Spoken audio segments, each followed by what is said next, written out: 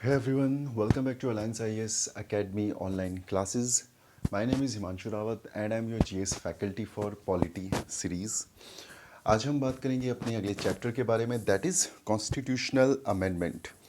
Constitutional amendment से आप क्या समझते हैं? कॉन्स्टिट्यूशनल अमेंडमेंट का मतलब ये होता है कि जब आपका जो fundamental law of the land है, that is your constitution, that is Indian constitution, that Indian constitution is considered as a living document, and because it is a living document, इसको वक्त के साथ बदलना ज़रूरी होता है। जो भी प्रावधान इसमें 1950 में एक्सेप्ट किए गए थे, उन प्रावधानों को वक्त के अनुसार, समाज के अनुसार, सिचुएशंस के हिसाब से बदला जाए ताकि वो ज़्यादा रेलिवेंट हो सकें बदलते हुए समाज के साथ। इसीलिए उसमें कुछ चीज़ों को जोड़ा जाता है और कुछ चीज़ों को घटाया जाता है। तो इसी जोड़ने और घटाने के प्रोसेस को हम लोग संशोधन कहते हैं, अमेंडमेंट कहते हैं। अगर हम कॉन्स्टिट्यूशनल अमेंडमेंट के बारे में बात करें तो हमारे संविधान का भाग 20 यानी पार्ट 20 कॉन्स्टिट्यूशनल अमेंडमेंट के बारे में बात करता है कि किस तरीके से संविधान में इस तरह के बदलाव किए जाएंगे। और अगर हम आर्टिकल की बात करें तो आर्टिकल 368 इस बारे में बात करता है। पार्ट 20 का आर्टिकल 368 इस बारे में बात करता है कि किस तरीके से संविधान में नई बातों को जोड़ा जाएगा या उसमें किसी भी तरीके से कोई संशोधन किया जा सकता है। तो अगर हम देखें हमारे संविधान का ये जो पार्ट है, ये जो आर्टिकल है, ये जो फीचर है, कहीं ना कहीं ये दर्शाता है कि हमारा संविधान कितना फ्लेक्सिबल इन नेचर है। फ्लेक्सिबल इन नेचर का मतलब कि कितनी आसानी से हम अपने संविधान को बदल सकते हैं वक्त की ज़रूरत के अनुसार। अगर हम अमेरिका की बात करें तो अमेरिका का जो संविधान है वो बहुत ही ज़्यादा रिजिड है, उसको बदलना ऑलमोस्ट इम्पॉसिबल है, बहुत मुश्किल होता है अमेरिका के संविधान को बदलना। 1992 के आसपास शायद लास्ट टाइम जो है संविधान बदला गया था अमेरिका का। अगर हम ब्रिटेन के बारे में बात करें तो ब्रिटेन का संविधान बदलना काफ़ी ज़्यादा आसान होता है, बहुत फ्लेक्सिबल इन नेचर का होता है वो। लेकिन अगर हम इंडिया की बात करें तो it is a blend of rigidity and flexibility. लेकिन जो आर्टिकल 368 है वो क्या दर्शाता है? वो ये दर्शाता है कि हमारा संविधान काफ़ी फ्लेक्सिबल है। ओके, एक तो ये हमारे प्री के पर्सपेक्टिव से कुछ पॉइंट्स हैं यहाँ पर जो आप नोट डाउन कर लीजिए या फिर अपनी लक्ष्मीकांत में उनको हाईलाइट कर लीजिए। राइट, तो एक तो ये समझें आप कि हम कौन से संविधान के आर्टिकल, कौन से संविधान के अनुच्छेद के अनुसार संविधान में बदलाव कर सकते हैं। That is article 368। जब हमने अपनी ऑफलाइन क्लासेस में आर्टिकल 13 हम लोग पढ़ रहे थे तो हमने 368 के ऊपर काफ़ी अच्छा खासा एक डिटेल डिस्कशन किया था। ठीक, सो अगर हम 368 की बात करें तो केवल और केवल पार्लियामेंट जो है वो 368 का इस्तेमाल कर सकता है। ठीक, ओनली पार्लियामेंट। अगर हम 368 की बात करें, आर्टिकल 368 की बात करें तो only parliament can use article 368 and it can amend the constitution. State legislature नहीं चेंज कर सकता संविधान को, यानी संविधान संशोधन का जो प्रोसेस है that process will be initiated by the parliament. केवल और केवल पार्लियामेंट उसको इनिशिएट कर सकता है, राज्य सरकारें या राज्य विधानसभाएं उसको इनिशिएट नहीं कर सकती। दिस इज़ इम्पॉर्टेंट, ये आपके प्री के लिए एक इम्पॉर्टेंट पॉइंट है। इसके अलावा क्या पार्लियामेंट संविधान के किसी भी प्रावधान को संशोधित कर सकती है? Answer is yes. कब तक? 19 अगर हम 73 तक की बात करें तो वी कैन से कि जो इंटरप्रिटेशन था आर्टिकल 368 का वो ये था कि संविधान के किसी भी हिस्से को पार्लियामेंट बदल सकती है, उसको संशोधित कर सकती है। और यही जो इंटरप्रिटेशन होता है ये एक बोन ऑफ कंटेंशन साबित होता है जुडिशरी के बीच में और एग्जीक्यूटिव के बीच में या लेजिस्लेचर के बीच में। जब इंदिरा गांधी केस जब चल रहा होता है तो सुप्रीमेसी ऑफ पार्लियामेंट और सुप्रीमेसी ऑफ जुडिशरी के बीच में कॉन्फ्लिक्ट चल रहा होता है कि कौन ज़्यादा सुपीरियर है। यानी जब आर्टिकल 368 संविधान संशोधन के बारे में बात कर रहा है तो उसका मतलब क्या कि क्या वो संविधान के सारे फंक्शंस को, संविधान के सारे पार्ट्स को, संविधान के किसी भी पार्ट को चेंज कर सकता है? क्या क्या वो पूरे संविधान को चेंज कर सकता है? तो इसको लेके काफ़ी ज़्यादा कॉन्फ्लिक्ट थे। तो 1973 का जो केशवानंदन भारती केस होता है उसमें क्या कहा जाता है कि yes, parliament can change anything and everything, condition apply कि वो बेसिक स्ट्रक्चर को वायलेट ना करे। तो केशवानंदन भारती केस में आपको पहली बार जो है बेसिक स्ट्रक्चर का जो कॉन्सेप्ट है वो देखने को मिलता है। तो 1973 में केशवानंदन भारती में केस में सुप्रीम कोर्ट ये कहता है कि पार्लियामेंट अगर चाहे तो संविधान को चेंज कर सकती है, कंडीशन अप्लाई कि वो बेसिक स्ट्रक्चर को वायलेट नहीं करेगी। ठीक, उसके बाद प्रोसीजर के बारे में अगर बात करें, आर्टिकल 368 के बारे में बात करें, संविधान संशोधन के बारे में बात करें, तो इम्पॉर्टेंट ये है जानने के लिए कि अगर आपको संविधान में कोई भी संशोधन करना होता है तो उसके लिए आपको एक प्रपोजल देना होता है, राइट? कि आप फॉर एग्जांपल अगर हम अभी देखें आर्टिकल 16 में और आर्टिकल 15 में कुछ चेंजेस हुए हैं, पर्टिकुलरली आर्टिकल 16 की अगर बात करें तो EWS का जो कॉन्सेप्ट है उसको इंट्रोड्यूस किया गया, तो वो पहले नहीं था, और क्योंकि वो पहले नहीं था तो अब उस प्रावधान को जोड़ने के लिए क्या किया गया, एक प्रपोजल दिया गया। तो टेक्निकल टर्म्स में उस प्रपोजल को हम कहते हैं बिल। ठीक, बिल। तो होगा क्या, आपका जो बिल है वो आपके पार्लियामेंट में प्रेजेंट किया जाएगा। पार्लियामेंट क्या होता है? पार्लियामेंट होता है Lok Sabha plus Rajya Sabha and president. Lok Sabha, Rajya Sabha and president, तो ये तीन लोग मिलकर, ये तीन इंस्टीट्यूशंस मिलकर पार्लियामेंट बनाते हैं।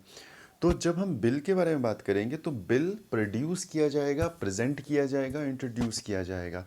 संविधान संशोधन का बिल जो है वो लोकसभा में भी इंट्रोड्यूस किया जा सकता है और वो राज्यसभा में भी इंट्रोड्यूस किया जा सकता है। ओके, यानी अगर वो जो प्रपोजल है उसका इंट्रोडक्शन कहाँ से हो सकता है? राज्यसभा से भी हो सकता है और लोकसभा से भी हो सकता है। लेकिन अगर हम कुछ बिल ऐसे होते हैं जो केवल और केवल राज्यसभा केवल और केवल आपकी लोकसभा से, जो लोकसभा में प्रस्तुत होते हैं वहाँ से स्टार्ट होते हैं। फॉर एग्जांपल मनी बिल, तो मनी बिल जो होता है वो आपका लोकसभा से स्टार्ट होता है।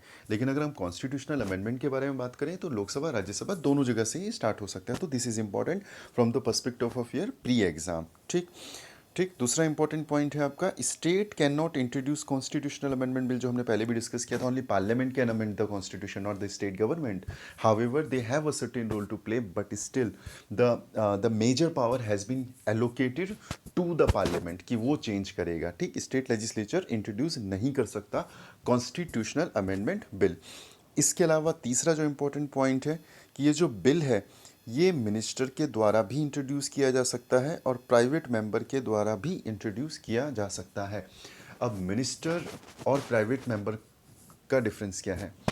ओके, देखो, आप मेंबर ऑफ पार्लियामेंट हैं, फॉर एग्जांपल लोकसभा। ठीक, तो लोकसभा के जो सदस्य होंगे उन्हें मेंबर ऑफ पार्लियामेंट कहा जाएगा। इसी तरीके से राज्यसभा के जो सदस्य होंगे उन्हें मेंबर ऑफ पार्लियामेंट कहा जाएगा। इन्हीं मेंबर ऑफ पार्लियामेंट में से कुछ लोग ऐसे होंगे जो कि मंत्री होंगे, जो कि मिनिस्टर्स होंगे, राइट? जैसे Amit Shah is a minister, ठीक, Smriti Irani is a minister. तो इस तरीके से आपके कुछ लोग होंगे जो मिनिस्टर्स होंगे। तो अगर कोई मिनिस्टर प्रेजेंट करता है बिल, कोई भी मिनिस्टर प्रेजेंट करता है बिल, तो उस बिल को जो है गवर्नमेंट बिल कहा जाएगा। ओके, अगर कोई भी मिनिस्टर बिल प्रोड्यूस करता है तो उस पर्टिकुलर बिल को गवर्नमेंट बिल कहा जाएगा। तो कॉन्स्टिट्यूशनल अमेंडमेंट बिल एक ऐसा बिल है जिसको मिनिस्टर भी प्रोड्यूस कर सकता है एज अ गवर्नमेंट बिल बनाकर, और उसको प्राइवेट मेंबर भी इंट्रोड्यूस कर सकता है। प्राइवेट मेंबर का मतलब क्या? Anybody, any member of parliament other than the minister. अगर कोई भी व्यक्ति मिनिस्टर नहीं है और उसके बाद वो अगर कोई भी बिल प्रपोज कर रहा है, इंट्रोड्यूस कर रहा है, तो उस पर्टिकुलर बिल को हम क्या कहेंगे? उस पर्टिकुलर बिल को हम प्राइवेट मेंबर बिल कहेंगे। ओके, प्राइवेट मेंबर बिल में व्यक्ति बीजेपी का भी हो सकता है और कांग्रेस का भी हो सकता है। फॉर एग्जांपल, अगर कोई मेंबर ऑफ पार्लियामेंट है और वो बीजेपी से है और दूसरा मेंबर ऑफ पार्लियामेंट वो कांग्रेस से है, तो जो मेंबर ऑफ पार्लियामेंट बीजेपी से है लेकिन वो मंत्री नहीं है, वो मिनिस्टर नहीं है, in that case also he will be treated, he will be considered as a private member. Simple सी बात है, अगर कोई भी मेंबर ऑफ पार्लियामेंट मंत्री है तो वो गवर्नमेंट बिल कंसीडर किया जाएगा अगर वो कोई भी बिल इंट्रोड्यूस करता है। और कोई भी व्यक्ति अगर मंत्री नहीं है, चाहे वो बीजेपी से ही क्यों ना हो, चाहे वो कांग्रेस से ही क्यों ना हो, चाहे वो आरजेडी से ही क्यों ना हो, वो किसी भी पॉलिटिकल पार्टी से हो, कोई फ़र्क नहीं पड़ता, उसको प्राइवेट मेंबर कंसीडर किया जाएगा। ओके, तो कॉन्स्टिट्यूशनल अमेंडमेंट बिल जो है वो प्राइवेट मेंबर भी इंट्रोड्यूस कर सकता है and it can also be introduce by a minister as government bill. This is important. ठीक, इसके अलावा it does not require prior permission of the president, यानी अगर आपको ये बिल इंट्रोड्यूस करना है, कॉन्स्टिट्यूशनल अमेंडमेंट बिल अगर आपको इंट्रोड्यूस करना है, तो आपको राष्ट्रपति की प्रायर परमिशन की ज़रूरत नहीं है, आपको राष्ट्रपति से पहले पूछने की ज़रूरत नहीं है। ठीक। जो प्रोसेस होता है बिल का एक्ट बनने में वो कुछ इस तरीके से होता है, अलग अलग बिल होते हैं, उनके अलग अलग तरीके होते हैं, ठीक, अलग अलग कंडीशंस होती हैं, लेकिन बहुत नॉर्मल प्रोसीजर की बात करें तो फॉर एग्जांपल अगर कोई ऑर्डिनरी बिल है तो वो लोकसभा में इंट्रोड्यूस हुआ या राज्यसभा में इंट्रोड्यूस हुआ, फिर हो जाएगा नेक्स्ट सदन में। फॉर एग्जांपल अगर वो लोकसभा में इंट्रोड्यूस हुआ है तो वहाँ पर वो पास होगा, फिर वो राज्यसभा में जाएगा, वहाँ पास होगा, फिर वो प्रेसिडेंट के पास जाएगा, प्रेसिडेंट उस पर साइन करेंगे और फिर वो कानून बनेगा। मोटा माटी इस तरीके से कानून आपका बनता है, ठीक। कुछ ऐसे बिल होते हैं जिसमें सदन में लाने से पहले आपको जो है राष्ट्रपति की परमिशन चाहिए होती है, लेकिन अगर हम कॉन्स्टिट्यूशनल अमेंडमेंट के बारे में बात करें तो इसमें सदन में लाने से पहले, पार्लियामेंट में लाने से पहले you do not require prior permission of the president. This is important pre के पर्सपेक्टिव से, वेरी वेरी वेरी इंपॉर्टेंट। अगर आपको कॉन्स्टिट्यूशनल अमेंडमेंट बिल पास करवाना है, अगर आपको संविधान में किसी भी तरह का अमेंड करवाना है, ठीक, तो उस पर्टिकुलर प्रोसेस को करने के लिए, उस अमेंडमेंट को करने के लिए, उस संशोधन को करने के लिए यू नीड स्पेशल मेजोरिटी। आपको स्पेशल मेजोरिटी की ज़रूरत है। मेजोरिटी मतलब बहुमत, संख्या के आधार पर जो मत होता है उसको हम बहुमत कहते हैं। 100 में से अगर 55 या 51 लोग अगर यस कह रहे हैं और 49 लोग अगर नो कह रहे हैं तो बहुमत जो है वो यस के पास ज़्यादा है, ठीक ठीक। तो अगर हम यहाँ पर बात करें, आर्टिकल 368 की बात करें, तो संविधान संशोधन के लिए you need special majority. This is important, ठीक। अमेंडमेंट, अगर आपको संविधान संशोधन करना है तो आपको स्पेशल मेजोरिटी की ज़रूरत पड़ेगी। अब ये स्पेशल मेजोरिटी होती क्या है, इसके लिए हमें मेजोरिटी के कॉन्सेप्ट को समझना पड़ेगा। कितनी तरह की मेजोरिटी होती हैं, क्या क्या उसमें कंडीशंस होती हैं, उनके बारे में चर्चा करेंगे और उसके बाद फिर अमेंडमेंट को आगे बढ़ाएंगे। तो देखते हैं मेजोरिटी। देखो फिलहाल अभी हम 2-3 तरह की मेजोरिटी के बारे में बात करेंगे, जब ये चैप्टर आएगा तो तब इसको थोड़ा डिटेल में और डिस्कस करेंगे। सबसे पहले जो मेजोरिटी होती है उसको हम सिंपल मेजोरिटी बोलते हैं, ठीक। That is simple majority. Simple majority का मतलब ये हो गया 50% present and voting, more than 50%, ठीक, मोर देन 50% प्रेजेंट एंड वोटिंग। अब इसका क्या मतलब हुआ, मान लेते हैं कि आपके सदन में 100 लोग हैं, लेकिन 100 टोटल मेंबरशिप जो है वो 100 है, लेकिन उस पर्टिकुलर दिन केवल और केवल आपके 50 मेंबर्स आए हुए हैं, ठीक। तो जब हम सिंपल मेजोरिटी की बात करेंगे तो सिंपल मेजोरिटी बोलेगा कि हमको प्रेजेंट एंड वोटिंग की बात करनी है। प्रेजेंट एंड वोटिंग का मतलब ये जो 50 लोग आए हैं, इन 50 लोगों में से 10 लोगों ने वोट करने से मना कर दिया, तो टोटल 40 लोगों ने वोट किया है, ठीक। तो अब जब हम मेजोरिटी देखेंगे तो हम इन 40 में से देखेंगे, यानी मेजोरिटी के लिए हमको कितने लोग यहाँ पे चाहिए होंगे, हमें चाहिए होंगे 21। ओके, ठीक, समझ आया। यानी कि अगर आपकी टोटल मेंबरशिप किसी भी हाउस की 100 है और उस पर्टिकुलर डे केवल 50 लोग आए हैं, उन 50 लोगों में से 10 लोगों ने वोट करने से मना कर दिया, तो अब बचे 40 लोग। तो जब हम 50% प्रेजेंट एंड वोटिंग की बात करेंगे, सिंपल मेजोरिटी की बात करेंगे, तो इन 40 लोगों के बारे में बात होगी जो उस दिन आए हैं और वोट देने के लिए तैयार हैं, जिन्होंने वोट दिया है। तो किसी भी रिजोल्यूशन को पास करने के लिए, किसी भी संशोधन को करने के लिए हमें क्या चाहिए होगा, हमें 21 सदस्यों की हाँ या ना चाहिए होगी, ठीक। जो बहुमत का जो आंकड़ा होगा वो 21 होगा। ओके, क्लियर, ठीक। उसके बाद बात करें एब्सोल्यूट मेजोरिटी की। एब्सोल्यूट मेजोरिटी की बात करें तो लगभग सेम कॉन्सेप्ट है। एब्सोल्यूट मेजोरिटी में क्या होगा, एब्सोल्यूट मेजोरिटी में अगेन मोर देन 50% आपको बहुमत चाहिए होगा, लेकिन इस कंडीशन में आपको 100 के 100 लोगों को काउंट किया जाएगा।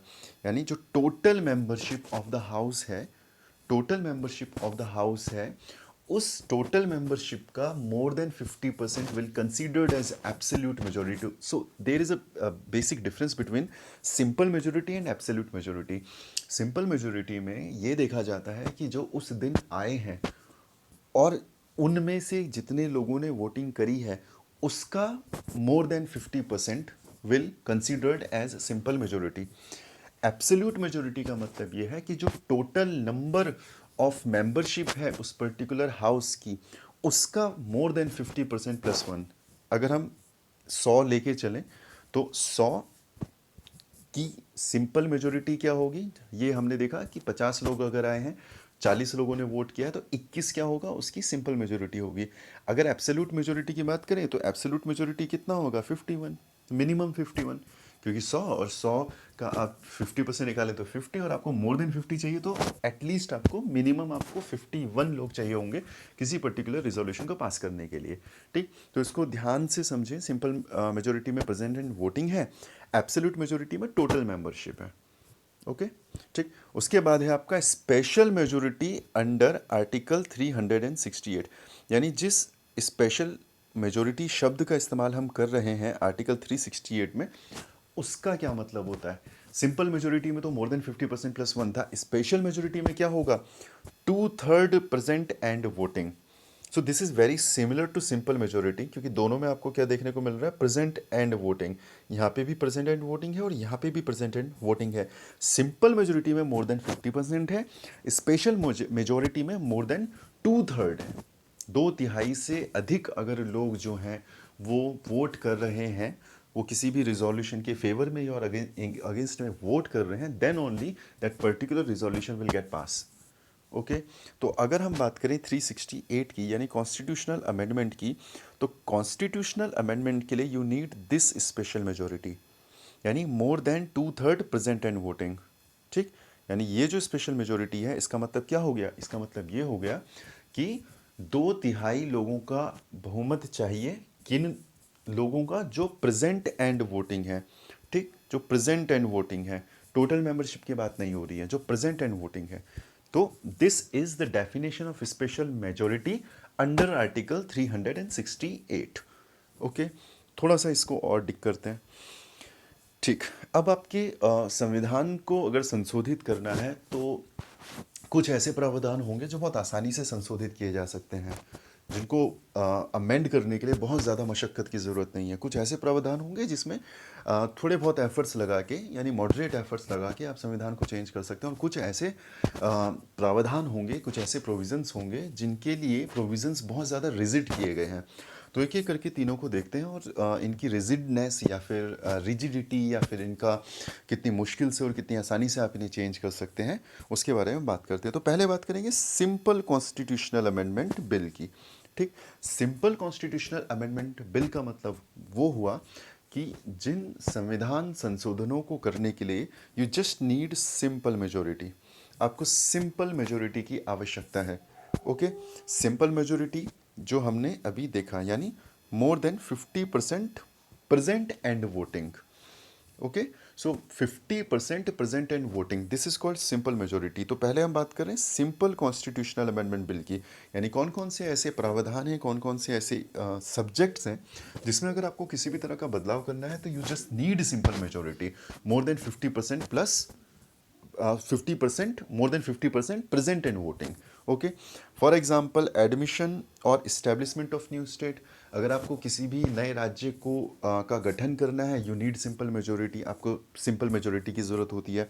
इसके अलावा formation of new states and alteration of areas, अगर आपको किसी नए राज्य के एरिया को ऑल्टर करना है, ओके, उसकी बाउंड्री को ऑल्टर करना है, उसके नाम को चेंज करना है, then also you need simple majority. तो इस बात से आप ये भी इन्फर कर सकते हैं कि अगर हमें किसी भी नए राज्य का गठन करना है या हमें किसी नए राज्य का नाम अगर चेंज करना है, तो वो जो उस पर्टिकुलर राज्य हैं या अदर राज्य हैं, अदर स्टेट जो हैं, उनका रोल यहाँ पर ना के समान है, उनका कोई रोल ही नहीं है। क्यों नहीं है? बिकॉज सिंपल मेजोरिटी से आप पास कर सकते हैं। ठीक, पार्लियामेंट में सिंपल मेजोरिटी से आप उसे पास कर सकते हैं। इसका मतलब आपको स्टेट के कंसेंट की आवश्यकता नहीं है। तो अगर आप नया राज्य भी बना रहे हैं और आप एक राज्य से दूसरे राज्य तोड़कर भी बना रहे हैं या जोड़कर भी बना रहे हैं, देन ओनली आपको स्टेट्स की परमिशन की आवश्यकता नहीं है। ओके, इसके अलावा एबॉलिशन और क्रिएशन ऑफ लेजिस्लेटिव काउंसिल्स, अगर आपको किसी भी राज्य में इस लेजिस्लेटिव काउंसिल का गठन करना है या फिर उसको एबॉलिश करना है, then also you just need simple majority, आप सिंपल मेजोरिटी से वो काम कर सकते हैं। लेजिस्लेटिव काउंसिल्स क्या होती हैं? जिस तरीके से आपके सेंटर की अगर बात करें, यूनियन की बात करें, तो वहाँ पे क्या होता है, लोकसभा होती है और राज्यसभा होता है।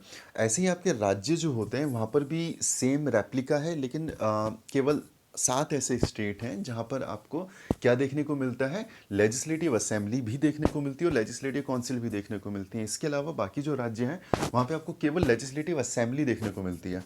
फॉर एग्जाम्पल अगर हम बात करें उत्तराखंड की, तो उत्तराखंड में केवल लेजिस्लेटिव असेंबली है, लेजिस्लेटिव काउंसिल नहीं है। तो अगर आपको उत्तराखंड में लेजिस्लेटिव काउंसिल बनानी है, तो वो फैसला जो है कौन करेगा? पार्लियामेंट करेगा। और कैसे करेगा? सिंपल मेजोरिटी से बिल को सिंपल मेजोरिटी से बिल को पास करवाएगा। ठीक, और जैसे ही वो पास होगा, आपके उत्तराखंड में जो है लेजिस्लेटिव काउंसिल बनाई जा सकती है। या फिर अगर हम बात करें, मान लो महाराष्ट्र है, तो महाराष्ट्र से अगर आपको लेजिस्लेटिव काउंसिल हटानी है, या बिहार है, वहाँ से लेजिस्लेटिव काउंसिल अगर हटानी है, तो उसका फैसला भी सदन करेगा, पार्लियामेंट करेगा। कैसे करेगा? सिंपल मेजोरिटी से करेगा। सेकंड शेड्यूल से रिलेटेड जो मुद्दे हैं, you have to write in the comment box कि सेकंड शेड्यूल किस चीज़ के बारे में बात कर रहा है। तो सेकंड शेड्यूल से रिलेटेड भी जो अमेंडमेंट्स हैं, वो कैसे किए जाएंगे? सिंपल मेजोरिटी से किए जाएंगे। इसका मतलब केवल पार्लियामेंट का उसमें रोल होने वाला है। Quorum in the parliament, parliament में कोरम क्या होगा, मिनिमम कितना होगा, इसका फैसला फैसला भी जो है वो सिंपल मेजोरिटी से किया जा सकता है। Salaries and allowances of MP, simple majority. Rules of procedures in parliament, privileges in parliament, use of English language in parliament. You have to write in the comment box कि किस article में parliament में use होने वाली जो languages हैं उनका जिक्र देखने को मिलता है। Right in the comment box. आपके ये ईपीएफओ के एग्जाम में पूछा जा सकता है, वहाँ पे इस तरह के one word questions, factual questions काफ़ी ज़्यादा पूछे जाते हैं। नंबर ऑफ जजेस इन द सुप्रीम कोर्ट बढ़ाना है, घटाना है, तो सिंपल मेजोरिटी का आप यूज़ करेंगे।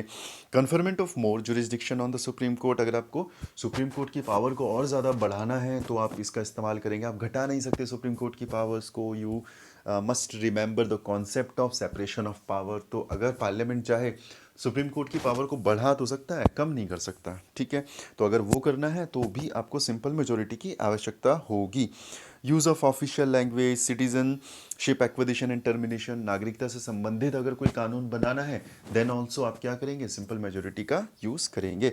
Elections to parliament and state legislature, delimitation of constituencies, ये बहुत ही इंपॉर्टेंट टॉपिक है, इसको स्टार लगा के कहीं पे लिख लो साइड में। आपके मेंस में ये पूछा जाएगा बिकॉज ऑफ आर्टिकल 317 जो भी जम्मू कश्मीर में हुआ था, उसकी वजह से डीलिमिटेशन ऑफ कॉन्स्टिट्यूएंसीज जो है ये एक बर्निंग इशू है जो बहुत ज़्यादा चर्चाओं में रहा था। तो there is very high probability कि यूपीएससी में ask it in your mains exam, और प्री में भी यहाँ से पूछा जा सकता है। तो इसको जब टॉपिक आएगा तब कवर करेंगे, बट इसको आप लिख लें, one of the most important topic की कैटेगरी में। Union territories, fifth schedule, six schedule, जो जो अलाइंस आईएएस के जो बच्चे हैं दे नो फिफ्थ शेड्यूल क्या होता है, सिक्स शेड्यूल क्या होता है। बट इनकेस अगर आप कोई बाहर से अगर इस लेक्चर को देख रहा है, तो आप एक बार लक्ष्मीकांत खोलें या कोई भी सोर्स खोलें और वहाँ से देखें कि फिफ्थ शेड्यूल में क्या लिखा है और सिक्स शेड्यूल में क्या लिखा है। तो फिफ्थ और सिक्स शेड्यूल से रिलेटेड भी जो फैसले होते हैं, वो डिसीजन भी आपके सिंपल मेजोरिटी से किए जाते हैं। याद रखना, this is very minute point. Simple majority और एब्सोल्यूट जो मेजोरिटी होती है उसमें बहुत बेसिक सा डिफरेंस है, इसलिए मैं बार बार रिपीट कर रहा हूँ इसको। ठीक, सिंपल मेजोरिटी में क्या है? प्रेजेंट एंड वोटिंग है। एब्सोल्यूट मेजोरिटी में क्या है? जो आपका टोटल मेंबरशिप है उसका 50%। ठीक, इसके बाद बात करेंगे मॉडरेट कॉन्स्टिट्यूशनल अमेंडमेंट बिल की, यानी कि वो संशोधन, वो प्रावधान जिनको संशोधित करने के लिए, जिन्हें अमेंड करने के लिए थोड़ा सा ज़्यादा एफर्ट्स आपके लगने वाले हैं। ठीक, इसमें क्या होता है? इसमें होता है आपका absolute majority plus special majority under article 368। ठीक, दो चीज़ों का आपको ध्यान रखना है इसमें। एक तो ये कि अगर आपको मॉडरेट कॉन्स्टिट्यूशनल अमेंडमेंट करने हैं, फॉर एग्जांपल अगर आपको फंडामेंटल राइट्स में कोई बदलाव करने हैं, आपको directive principle of state policy में कोई बदलाव करने हैं, तो इन बदलावों को कंसीडर किया जाएगा मॉडरेट कॉन्स्टिट्यूशनल अमेंडमेंट बिल के तहत। ठीक, तो अब यहाँ पर क्या होगा? ठीक, इस पूरे प्रोसेस को समझो कि अगर आपको फंडामेंटल राइट में कोई चेंजेस करने हैं, कुछ अमेंडमेंट करने हैं, तो आप कैसे कर सकते हैं? तो दो तीन चीज़ें आपको याद रखना है। पहला, क्या ये लोकसभा में इंट्रोड्यूस किया जा सकता है? बिल्कुल किया जा सकता है। क्या राज्यसभा में किया जा सकता है? बिल्कुल किया जा सकता है। ओके, क्या इसको प्राइवेट मेंबर इंट्रोड्यूस कर सकता है? कर सकता है। क्या इसको मिनिस्टर कर सकता है? बिल्कुल कर सकता है। क्या इसको स्टेट लेजिस्लेचर कर सकता है? आंसर इज नो, स्टेट नहीं कर सकता, आपका पार्लियामेंट करेगा। ओके, एक तो ये। ठीक, और आपको क्या याद रखना है कि इसको जब आपको पास करवाना होगा, तो पास करवाने के लिए आपको कौन सा वाला बहुमत चाहिए होगा, कौन सी वाली मेजोरिटी चाहिए होगी? तो पहला तो चाहिए होगा आपको एब्सोल्यूट मेजोरिटी। ठीक, बहुत ध्यान से समझना है इसको। एब्सोल्यूट मेजोरिटी में हमने क्या समझा था? मोर देन 50%। ठीक, मोर देन 50%, कहाँ गया ये रहा। एक तो मोर देन 50% चाहिए होगा इसमें, ओके। और क्या चाहिए होगा? 50% किस चीज़ का? More than 50% of total membership. तो एब्सोल्यूट मेजोरिटी में क्या है, एक तो ये लिखने में ना बड़ा इशू आ रहा है, ओके। एब्सोल्यूट मेजोरिटी में क्या होगा? एब्सोल्यूट मेजोरिटी में मोर than 50% of the total membership. तो अगर हम बात करें लोकसभा की, तो लोकसभा की प्रेजेंट जो मेंबरशिप है दैट इज़ 545। तो 545 से का 50% और उससे ज़्यादा मोर देन 50% आपको चाहिए होगा। तो वो तो हो गई एब्सोल्यूट मेजोरिटी, एक तो ये कंडीशन आपको चाहिए होगा। दूसरा आपको क्या चाहिए होगा? Special majority under article 368। जो हमने क्या देखा था? हमने देखा था 2/3, ठीक, 2/3 किसका? प्रेजेंट एंड वोटिंग का। तो दोनों कंडीशन जब फुलफिल होंगी और जब इस तरह का बहुमत आपको मिलेगा, तब जाके आप फंडामेंटल राइट्स में या directive principle of state policy में कोई भी बदलाव कर पाएंगे। तो आप देखें कि कहीं ना कहीं ये थोड़ा सा डिफ़िकल्ट हो जाता है, थोड़ा सा डिफ़िकल्ट हो जाता है as compare to simple majority वाले केसेस। ठीक, तो अगर आपको कोई भी संविधान में चेंजेस करने हैं, फंडामेंटल राइट्स में चेंजेस करने हैं, डीपीएसपी में चेंजेस करने हैं, तो आपको दो तरह की मेजोरिटी चाहिए होगी। पहली होगी एब्सोल्यूट मेजोरिटी। एब्सोल्यूट मेजोरिटी का मतलब मोर than 50% of what? More than 50% of जो टोटल मेंबरशिप है उस पर्टिकुलर सदन की। ठीक, और अगर हम बात करें इसके अलावा कौन सी मेजोरिटी चाहिए होगी? इसके अलावा आपको चाहिए होगी स्पेशल मेजोरिटी। स्पेशल मेजोरिटी मतलब 2/3 ऑफ प्रेजेंट एंड वोटिंग, 2/3 वो लोग जो प्रेजेंट हैं और वोट कर रहे हैं। ठीक, I hope this is very clear. मैं ऑलरेडी 2 से 3 बार इसको रिवाइज करवा चुका हूँ, मैं बार बार रिपीट कर रहा हूँ, इसलिए रिपीट कर रहा हूँ क्योंकि यूपीएससी इस तरह के ही क्वेश्चन बनाती है। वो एब्सोल्यूट मेजोरिटी की जगह सिंपल मेजोरिटी लिख देगा, सिंपल मेजोरिटी में लिख देगा टोटल मेंबरशिप होता है, एब्सोल्यूट में लिख देगा कि प्रेजेंट एंड वोटिंग होता है। तो वो जो चेंज कर देता है, इंटरचेंज कर देता है इन सारी चीज़ों को, इसलिए मैं बार बार रिपीट कर रहा हूँ ताकि आपके दिमाग में बैठ जाइए। Absolute majority plus special majority. Special majority कौन सी? आर्टिकल 368 में जो स्पेशल मेजोरिटी दी हुई है, 2/3 ऑफ प्रेजेंट एंड वोटिंग का। तो ये हो गया आपके मॉडरेट कॉन्स्टिट्यूशनल अमेंडमेंट बिल। उसके बाद होते हैं आपके रिजिड कॉन्स्टिट्यूशनल अमेंडमेंट बिल, यानी वो प्रावधान जिनको बदलना बहुत ही ज़्यादा मुश्किल किया गया है बाय द संविधान निर्माता। जो भी आपके संविधान निर्माता हैं उन्होंने जानबूझ के इसको रिजिड किया, इसलिए रिजिड किया ताकि बड़ी आसानी से जो है संविधान में बदलाव ना किए जा सके। तो अगर अगर कोई भी ऐसा प्रावधान होता है जो आपके फेडरल स्ट्रक्चर को अगर चेंज कर रहा है, राइट, यानी जो आपकी स्टेट के बीच में और जो आपके स्टेट के बीच में और केंद्र के बीच में जो एक फेडरल रिलेशनशिप जो है, अगर उसमें कोई बदलाव आ रहा है तो उन बदलावों को करने के लिए जो सिस्टम होगा उसको और ज़्यादा रिजिड कर दिया गया है। फॉर एग्जांपल आपने जीएसटी के बारे में सुना होगा, ठीक। तो जीएसटी क्या है? जीएसटी जो है वो बहुत सारे टैक्सेस को क्या कर रहा है? सब्स्यूम कर रहा है, इनडायरेक्ट टैक्सेस को सब्स्यूम कर रहा है। जब हम टैक्सेस के बारे में बात करते हैं तो टैक्स कलेक्शन के राइट्स किसके पास होते हैं? कुछ राइट्स केंद्र के पास होते हैं और कुछ टैक्स कलेक्शन के राइट्स आपके राज्यों के पास होते हैं। तो अगर आप सारे टैक्स को सब्स्यूम कर दोगे, एक टैक्स बनाओगे, तो जो राज्य हैं, जो स्टेट है, उनके अधिकारों का हनन होगा। तो इसलिए हम कह सकते हैं कि फेडरल स्ट्रक्चर जो था, रिलेशनशिप जो था आपके स्टेट और केंद्र के बीच में, वो डिस्टर्ब हो रहा है। तो जब आप जीएसटी ला रहे थे तो आपको क्या करना पड़ेगा? आपको स्टेट्स की अनुमति चाहिए होगी। इसका मतलब जीएसटी लाने के लिए रिजिड कॉन्स्टिट्यूशनल अमेंडमेंट बिल को पास करवाना पड़ेगा। तो जो रिजिड कॉन्स्टिट्यूशनल अमेंडमेंट बिल होगा उसको कैसे पास किया जा सकता है? तो पहला तो आप याद रखिए, मॉडरेट वाला सिस्टम फॉलो किया जाएगा। कहाँ पर? पार्लियामेंट में। मॉडरेट वाला क्या था? एब्सोल्यूट मेजोरिटी चाहिए होगा पहले आपको, ठीक। एब्सोल्यूट मेजोरिटी के अलावा आपको स्पेशल मेजोरिटी चाहिए होगा। एब्सोल्यूट मेजोरिटी में क्या था? मोर देन 50% ऑफ टोटल मेंबरशिप। उसके बाद आपको स्पेशल मेजोरिटी चाहिए होगा, यानी 2/3 ऑफ प्रेजेंट एंड वोटिंग। तो ये तो चाहिए होगा आपको पार्लियामेंट में।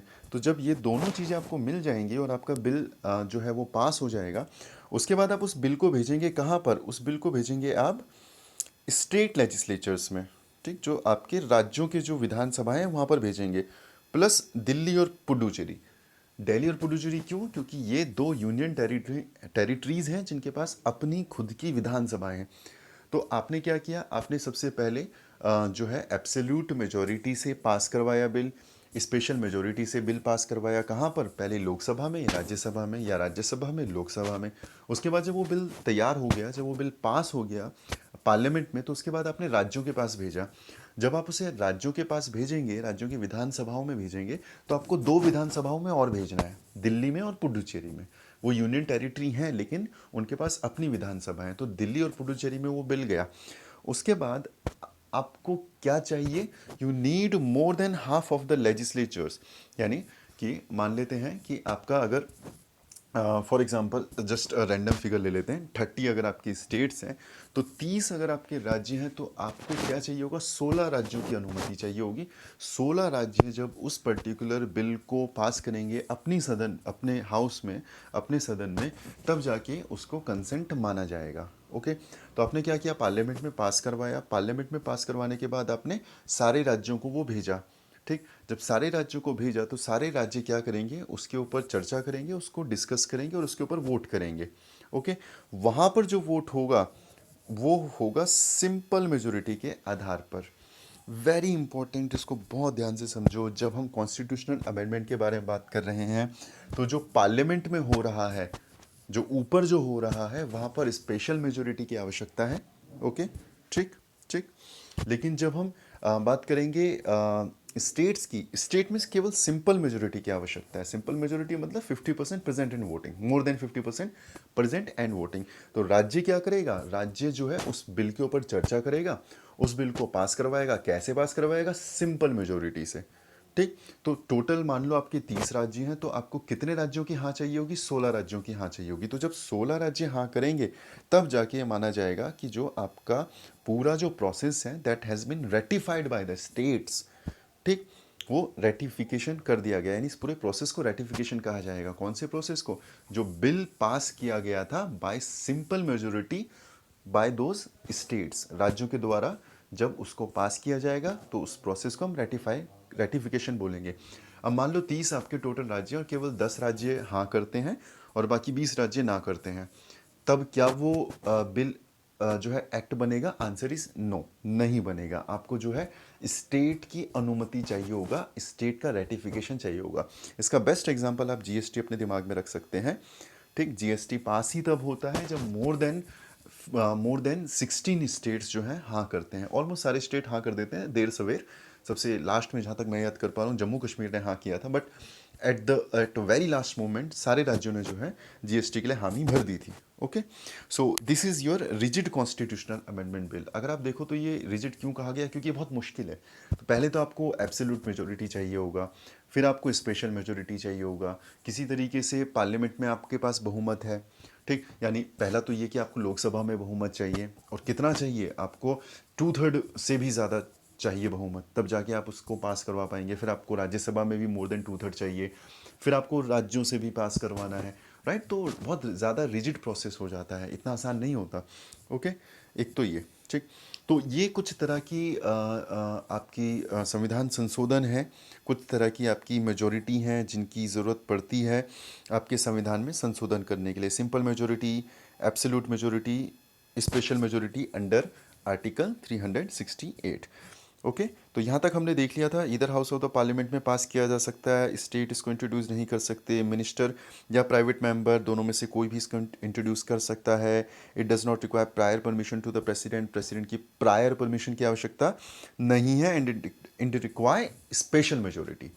स्पेशल मेजोरिटी क्या होता है हमने डिस्कस कर लिया, सिंपल मेजोरिटी क्या होता है डिस्कस कर लिया, एब्सोल्यूट क्या होता है, दोनों के बीच में डिफरेंस क्या होता है डिस्कस कर लिया। 368 में स्पेशल मेजोरिटी का क्या मतलब है, that has also been discussed by us. इसके अलावा सिंपल मेजोरिटी के कुछ हमने केस देख लिए, कहाँ कहाँ पर सिंपल मेजोरिटी का इस्तेमाल होता है।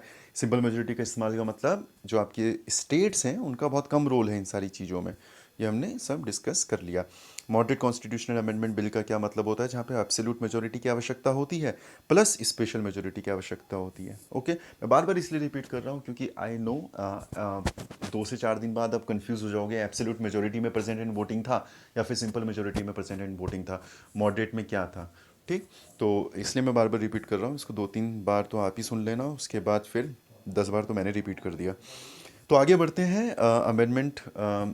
अब मान लेते हैं कि कंडीशन क्या बनती है आपकी कि लोकसभा में पास हो गया, लोकसभा में आपका स्पेशल मेजोरिटी से पास हो गया, लेकिन राज्यसभा में पास नहीं हो रहा है। और अगर आपको याद हो तो इस तरह की जो सिचुएशंस होती हैं उनको टेक्निकली हम लोग डेडलॉक बोलते हैं। तो डेडलॉक को सॉल्व करने का भी तरीका आपके संविधान में दिया गया है। क्या तरीका है? आर्टिकल 108 यानी कि जॉइंट सिटिंग। जॉइंट सिटिंग में आप क्या करोगे? आप दोनों सदनों को एक ही साथ बिठा दोगे और वहाँ पर क्या करेंगे? वहाँ पर आप वोटिंग करवाओगे। ओके, लेकिन remember this and this is very important, आपके कॉन्स्टिट्यूशनल अमेंडमेंट में जॉइंट सिटिंग का कोई भी प्रावधान नहीं है। इसका मतलब आर्टिकल 108 जो है वो इम्प्लीमेंटेबल नहीं है। किन कंडीशन में? कॉन्स्टिट्यूशनल अमेंडमेंट के जो बिल होते हैं, कॉन्स्टिट्यूशनल अमेंडमेंट बिल जो होंगे, संविधान संशोधन जो बिल होगा, जो प्रस्ताव होगा, उस केस में जो है 108 जो है वो नहीं लगता है, यानी जॉइंट सिटिंग नहीं होता है। You have to write in the comment box कि जॉइंट सिटिंग को कौन बुलाता है और कौन उसे प्रिसाइड करता है। Who preside over the sitting of joint sitting under article 108। और साथ के साथ ये भी रिसर्च करें कि आज तक जॉइंट सिटिंग कितनी बार हुई है और कौन कौन से केस में हुई थी। ये एक एक्स्ट्रा इन्फॉर्मेशन है जो आपके लिए हेल्पफुल होगा जब आप मेंस के आंसर लिखेंगे। या फिर एक इस तरह का स्टेटमेंट आ जाता है कि आज तक कभी जॉइंट सिटिंग नहीं हुई है, तो ये सही है या गलत है। तो थोड़ा सा रिसर्च करें जॉइंट सिटिंग के ऊपर, आर्टिकल 108 के ऊपर। Okay, very important. यह भी हमने डिस्कस किया कि अगर कोई भी ऐसा प्रावधान जो फेडरल स्ट्रक्चर या फेडरल प्रोविजन में बदलाव कर रहा होगा, तो उस पर्टिकुलर केस में क्या किया जाएगा? हाफ ऑफ द लेजिस्लेचर की परमिशन आपको चाहिए होती है और उस प्रोसेस को रेटिफिकेशन बोला जाता है। ठीक, जब आपके मोर देन 50% स्टेट जो है वो रेटिफाई कर देंगे, तो वो जो बिल है वो जाएगा किसके पास? प्रेसिडेंट के पास जाएगा। ठीक, ये हर बिल के साथ होता है आमतौर पर। पहले वो लोकसभा में जाएगा, राज्यसभा में पास होगा, फिर वो प्रेसिडेंट के पास जाएगा, फिर प्रेसिडेंट उस पर साइन करेंगे, फिर अगले दिन वो गैजेट नोटिफिकेशन में नोटिफाई होगा, तब वो कानून बनेगा। तो यहाँ पर क्या हुआ? यहाँ पर लोकसभा में गया, राज्यसभा में गया, पास हुआ, फिर राज्यों के पास गया, राज्यों ने उसको पास किया, फिर वो जाएगा प्रेसिडेंट के पास फॉर हिज एसेंट, प्रेसिडेंट की अनुमति के लिए। Very important, very very important point, president has to give his assent. President को अपनी मंजूरी देनी ही देनी पड़ेगी। He do not have the option कि वो विडहोल्ड करे, यानी उस बिल को रोक के रखे या फिर उसको रिकंसिडरेशन के लिए भेज दे। This is very important point. President के पास जब कॉन्स्टिट्यूशनल अमेंडमेंट मिल जाएगा, तो ना तो वो उसको विदहोल्ड करके रख सकता है, ना तो उसको रोक सकता है, ना ही वो उसको रिकंसिडरेशन के लिए भेज सकता है। जैसे बाकी जो ऑर्डनरी के लॉज जो होते हैं, ऑर्डनरी बिल्स जो होते हैं, जब वो राष्ट्रपति के पास जाते हैं तो राष्ट्रपति के पास ऑप्शंस होते हैं। ठीक है, उसको रोक सकता है, उसको रिकंसिडरेशन के लिए वापस भेज सकता है, पॉकेट वीटो का इस्तेमाल कर सकता है, वगैरह वगैरह। लेकिन अगर कॉन्स्टिट्यूशनल अमेंडमेंट बिल के बारे में बात करें, तो ना तो विडहोल्ड कर पाएगा, ना तो रोक पाएगा, ना ही इसको रिकंसिडरेशन के लिए भेजेगा, उसको पास करना ही करना है। और जैसे ही प्रेसिडेंट उस पर साइन करेगा, अपना एसेंट देगा, वो जो पर्टिकुलर बिल है, यानी कॉन्स्टिट्यूशनल अमेंडमेंट बिल जो है, अब वो बन जाएगा कॉन्स्टिट्यूशनल एक्ट। ओके, तो ये बिल की एक्ट बनने की जर्नी है। Okay, so this is it for today. This is all about we have for constitutional amendment. इससे ज़्यादा आपको नहीं पढ़ना है अपने यूपीएससी एग्ज़ाम के लिए या किसी भी एग्ज़ाम के लिए, अनलेस और until you do not want to become lawyer. अगर आप लॉयर बनना चाहते हैं, जज बनना चाहते हैं, तो बहुत ज़्यादा आपको डीप में पढ़ना पड़ेगा। अदरवाइज जितना भी हमने डिस्कस किया that is more than okay. बाकी जैसे जैसे टॉपिक्स आते रहेंगे करंट अफेयर्स में इस पर्टिकुलर टॉपिक से रिलेटेड, तो वैसे वैसे हम इसको और ज़्यादा डिग करेंगे। But this is basic of this particular topic जो लक्ष्मीकांत में दिया है। लक्ष्मीकांत से दो तीन चीज़ें आपको और करनी है। एक तो क्रिटिसिज्म दिया है इसमें कि कॉन्स्टिट्यूशनल अमेंडमेंट के क्या क्रिटिसिज्म है, तो बोल बच्चन है, एक बार रीड कर लेना, उसको पढ़ लेना। नहीं पूछा जाता एग्जाम में, नहीं पूछा जाएगा। Okay, so but still have a cursory look about that और थोड़ा सा आइडिया ले लो क्या इसके क्रिटिसिज्म है। कल हम बात करने वाले हैं बेसिक स्ट्रक्चर की, one of the most important topic and one of the most interesting topic in Indian polity. हर तीसरे चौथे दिन आपको द हिंदू में ये आर्टिकल देखने को मिलेगा जो बात कर रहा होगा बेसिक स्ट्रक्चर की। बहुत लंबी जर्नी है इसकी, इस कॉन्सेप्ट की। तो इसके बारे में बात करेंगे कि किस तरीके से आपके हिंदुस्तान के संविधान में इसको इंट्रोड्यूस किया जाता है, what is the concept of basic structure, कौन कौन से प्रावधान हैं जो बेसिक स्ट्रक्चर में आते हैं, क्या डिबेट है, क्या जो सुप्रीमेसी का जो कॉन्फ्लिक्ट चल रहा है between the parliament and the judiciary. तो इन सारी बातों के बारे में चर्चा करेंगे। Till then take care, thank you so much, God bless you all.